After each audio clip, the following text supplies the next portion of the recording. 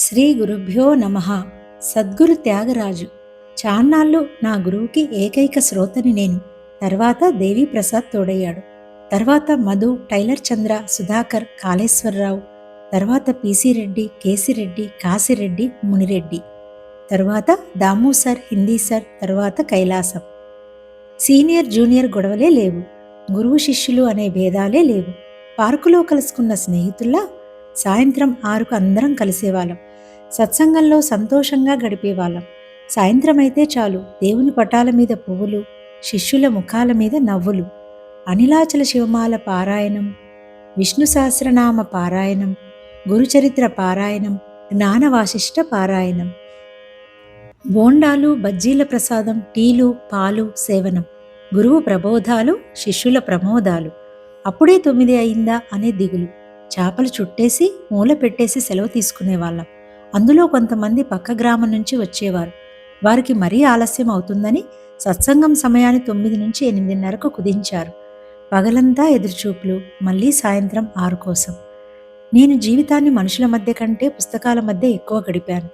గ్రంథాలయం, రామాలయం, సద్గురు నిలయం ఇవే నా జీవితంలో ఎక్కువ సమయం గడిపిన ప్రదేశాలు. పుస్తకాల్లోని హాస్యోక్తులు, చారిత్రక విషయాలు, మహనీయుల సూక్తులను జ్ఞాన మకరందం అనే హెడ్డింగ్ పెట్టి డైరీలో రాసుకునేవాణ్ణి. సాయంత్రం గురువు వద్ద వాటిని ప్రస్తావిస్తూ ఉండేవాడిని. దానిని కొనసాగిస్తూ గురువుగారు తనదైన శైలిలో ప్రసంగిస్తూ ఉండేవారు. అలా ఏదో ఒక విషయాన్ని ప్రస్తావనకు తెచ్చి ఆ అచల గురువును కదిలిస్తూ ఉండేవాడిని. బోధలు పొందేవాడిని. అవే జ్ఞాన ప్రసూనాలుగా అవతరించాయి. ఓ రోజు త్యాగరాజు కీర్తనను ప్రస్తావనకు తెచ్చాను. అది త్యాగరాజు చివరి కృతి. అందరిలో పరమాత్ముడు వెలిగే ముచ్చట బాగా తెలుసుకోరే అనే పల్లవితో సాగుతుంది. దానిని అద్వైతమూర్తి అయిన నా గురువు ఇలా మార్చి చెప్పారు. అందరూ పరమాత్మునిలో వెలిగే ముచ్చట బాగా తెలుసుకోరే, అంతరిక్షమే గురువు. పల్లవి. పరమాత్ముడు వెలిగే ముచ్చట బాగా తెలుసుకోరే. అనుపల్లవి. హరియట, హరుడట, సురులట, నరులట, అఖిలాండ కోటులట, అందరిలో పరమాత్ముడు వెలిగే ముచ్చట బాగా తెలుసుకోరే. చరణం. గగనానిల తేజోజల భూమయమగు మృగ ఖగ నగ తరు కోటులలో సగుణములో విగుణములో సతతము సాధు త్యాగరాజాది ఆశ్రితులలో పరమాత్ముడు వెలిగే ముచ్చట బాగా తెలుసుకోరే. పరమాత్ముడు అంటే త్యాగరాజుకు రాముడే. పరమాత్ముడు అంటే సూరదాసుకు కృష్ణుడే. నా ఋషి కురుతే కావ్యం. ఋషి కానివాడు కావ్యం రచించలేడు. త్యాగరాజు విషయంలో నా ఋషి కురుతే గేయం. ఋషి కానివాడు గేయాలు రాయలేడు అనాలేమో. జ్ఞానిని జ్ఞానే గుర్తించగలడు. జ్ఞాని వద్ద జ్ఞానే కూర్చోగలడు. జ్ఞాని గురించి జ్ఞానే రాయగలడు. నేను పాఠశాలలో చదివింది తక్కువ, గ్రంథాలయంలో చదివింది ఎక్కువ. సినిమా హాల్ కంటే సరస్వతీ మహల్ ఇష్టం. తంజావూరులో సరస్వతీ మహల్ చూసి అద్భుతం అనిపించింది. ప్రాచీన గ్రంథాల నిలయం ఆ విద్యాలయం. ప్రపంచంలో వెలుగు చూడని ఎన్నో త్యాగరాజ కృతులు అందులో బయటపడ్డాయి. 2008లో నేను మా రమ తంజావూరు వెళ్ళాం తిరువయ్యార్ త్యాగరాజ ఆరాధనోత్సవాలకు. తిరువయ్యార్లో దిగగానే త్యాగరాజు నడయాడిన ఆ పవిత్ర భూమిపై ఉన్న మట్టిని కాస్త తీసుకుని నా శిరస్సున చల్లుకున్నాను.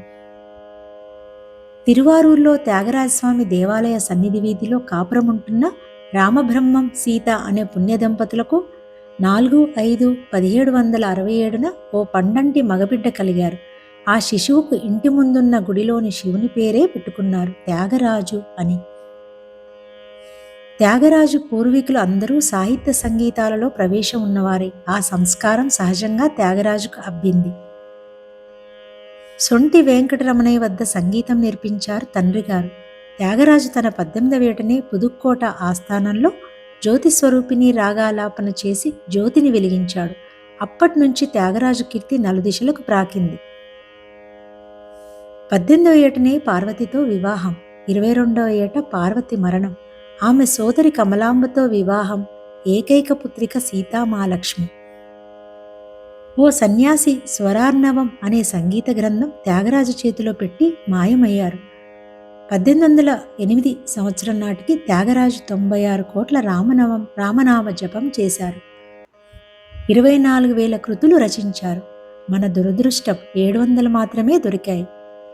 దేవాలయ నాట్యశ్రీలు కొంతమంది వచ్చి తమకు పాటలు నేర్పమని త్యాగరాజును వేడారు. అది తన నైతిక సిద్ధాంతాలకు ప్రతికూలమని పాటలు నేర్పడానికి సమ్మతించలేదు. పరమహంస కూడా అడిగారు శారదామాతను, నీకు వైవాహిక సుఖం ఇవ్వడానికి నాకేమీ అభ్యంతరం లేదు, నీ అభిప్రాయం ఏమి అని. మీరు అవలంబించే ఆధ్యాత్మిక జీవితానికి తోడుగా ఉండటానికే వచ్చాను అని బదులిచ్చారు శారదామాత. మన గ్రంథాలలో స్త్రీనింద చేశారు అంటే దాని అర్థం మానవ సహజమైన దైహికాకర్షణలకు లొంగకుండా పూర్తిగా ఆధ్యాత్మికం వైపుకు మళ్లించే ప్రయత్నమే. కాంతతో పాటు కనకం కూడా ప్రమాదమే, ఆధ్యాత్మిక చింతనకు అంతరాయం కలిగించవచ్చు అనే భావంతోనే. అందుకే పరమహంస కామినీ కాంచనములను వదలాలి అని తరచూ అంటుంటారు. వారి తండ్రిగారు కామినీని వదిలి ఉంటే లోకానికి పరమహంస దొరికేవారా? కాంచన వదిలేస్తే సనాతన ధర్మాన్ని నిలబెట్టే మఠాలు కొనసాగేవా? నేను అనే అహంకారమే కామిని, నాది అని మమకారమే కాంచనం. త్యాగరాజు గంభీరంగా ఉండేవారు. జీవిత లక్ష్యం మోక్షం అని తెలుసుకున్న మనిషి గంభీరంగానే ఉంటాడు. అతి వ్యవహారం పెట్టుకోడు. జీవితాన్ని పరిహాసాలతో కాలం వృధా చేయడానికి తగినంత వ్యవధి ఉండదు. అంతగా లక్ష్య సాధనలో మునిగి ఉంటాడు. నిధి చాలా సుఖమా, రాముని సన్నిధి సేవ సుఖమా, నిజముగా పల్కు మనసా అంటూ తనకు తానే ప్రబోధం చేసుకుంటూ కీర్తనలు వ్రాసుకునేవారు. రాజాశ్రయం పొందకుండా ఉంచవృత్తి భిక్ష చేసుకుంటూ కాలం గడిపేవారు. కానీ త్యాగరాజు ఏదో విధంగా సహాయం చేయాలని సరభోజీ మహారాజుకు సంకల్పం కలిగింది. ఒకసారి త్యాగయ్య భిక్షాటన చేసుకుంటున్న సమయంలో రాజుగారి సేవకులు త్యాగయ్యకు తెలియకుండా వెనుక నుండి జోలెలో కొన్ని నాణేలు జారవిడిచారు. ఆ తర్వాత చూసుకున్న త్యాగయ్య పప్పు కూరగాయలు తీసుకొని నాణేలను రహదారి మీదకు విసిరేశారు. మన సంప్రదాయంలో భక్తి అనేది ముక్తి కొరకే. మన సంప్రదాయంలో సంగీత సాహిత్యాలు భక్తి కొరకే. సంగీత సాహిత్యాలతో భక్తి పెరిగి తాను దైవము వేరువేరు కాదనే భావన స్థిరమవుతుంది. ఈశ్వరుడు అంటే సర్వము తానైన వాడు. భక్తుడు కూడా సర్వంలో భాగమే. భక్తుడు భగవంతుడు అభిన్నం. అయినా సరే భక్తుడు భగవంతునికి శరణు వేడతాడు. ఎందుకంటే ఆ తాదాత్మ్యత పెరగడానికి. ఆ తాదాత్మ్యత పెరగడానికే ఈ సంగీత సాహిత్యాలను వినియోగించుకోవాలే తప్ప ధనం కీర్తి కోసం వినియోగించకూడదు. త్యాగరాజు దర్శనానికి చాలామంది ప్రముఖులు వచ్చి వెళ్ళేవారు. అందులో ముత్తుస్వామి దీక్షితులు, శ్యామశాస్త్రి, మరాఠా రాజులు. మాయవరం నివాసులు తమిళ మహాకవి గోపాలకృష్ణ భారతి గారు వచ్చారు నిరాడంబరంగా త్యాగయ్యని చూడ్డానికి. మాది మాయవరం అండి అన్నారు తనను పరిచయం చేసుకుంటూ. త్యాగయ్య మధ్యలోనే అడ్డు తగిలి, మీ ఊళ్ళో గోపాలకృష్ణ భారతి అనే గొప్ప కవి ఉన్నారు, వారు మీకు తెలుసా అడిగారు. పొంగిపోయాడు ఆ మహాకవి. మీ నోట్లో ఉచ్చరించబడ్డ ఆ పేరు కలిగిన ఆ ధన్యజీవిని నేనే అంటూ త్యాగయ్య పాదాలపై పడి నమస్కరించుకున్నాడు. ఈ మధురగొట్టం 1841లో జరిగింది. త్యాగరాజు తండ్రిగారి స్నేహితుడు ఉపనిషత్ బ్రహ్మేంద్ర స్వామి కబురంపాడు త్యాగయ్యను చూడాలని ఉందని. అప్పటికి త్యాగయ్య వయసు 72. తన శిష్యులతో కలిసి కంచికి బయలుదేరారు. దారిలో శ్రీరంగం, తిరుపతి, పుత్తూరు, చెన్నపట్నం, కోవూరు మొదలైన ప్రదేశాల్లో గడిపి కృతులను పాడారు. పుత్తూరు శివాలయంలో ఓ సంఘటన జరిగింది. రాత్రివేళ యాత్రికులైన ఓ దంపతులు శివాలయం వచ్చారు. గుడి ప్రధాన ద్వారం మూసి ఉంది. అతడు గోడ దూకి అవతలకు వెళ్ళి గుడి తలుపు గడి తెరుద్దామని భావించి గోడ అవతల వైపుకు దూకాడు. దురదృష్టవశాత్తు అక్కడ బావి ఉంది. ఆ బావిలో పడి మరణించాడు. తెల్లవారగానే ఆ ఊరిజనం వచ్చి మృతదేహాన్ని వెలికి తీశారు. భార్య ఆ భర్త మృతదేహాన్ని ఒళ్ళో పెట్టుకొని రోదిస్తోంది. అప్పుడే ఆ దారిలో నడుచుకుంటూ త్యాగయ్య వస్తున్నారు. ఆ భార్య త్యాగయ్య కాళ్ళ మీద పడి తన భర్తను బ్రతికించమని వేడుకుంది. నా జీవాధార నా నోము ఫలమా అనే కృతిని పాడి తీర్థజలం ఆ మృతదేహంపై జల్లాడు. చచ్చినవాడు లేచి కూర్చున్నాడు. త్యాగరాజు సిద్ధుడు. సిద్ధుల లక్షణం చిత్తశుద్ధియే గాని మహిమలు చూపించడం కాదు. గారడి మ్యాజిక్ చేసేవాడు సిద్ధుడు కాలేడు. త్యాగరాజు మరెప్పుడూ ఇటువంటి సిద్ధులు ప్రకటించలేదు. 28/12/1846 నాడు త్యాగయ్య ఇలా ప్రకటించాడు, మరో 10 రోజుల్లో మీరందరూ ఓ మహా అద్భుతం చూస్తారు అని. ఆ 10వ రోజు తన చివరి రోజు అని ఎవరూ ఊహించలేదు. చివరి రోజు అనగా 6/1/1847 సన్యాసం పుచ్చుకున్నారు. నాద బ్రహ్మానంద అని సన్యాసనామం పెట్టుకున్నారు. ఆఖరి రోజున ఆసువుగా పాడిన ఆఖరి పాట పరమాత్ముడు వెలిగే ముచ్చట బాగా తెలుసుకోరే. పద్మాసనంలో కూర్చుని యోగ నిద్రలోకి ప్రవేశించారు.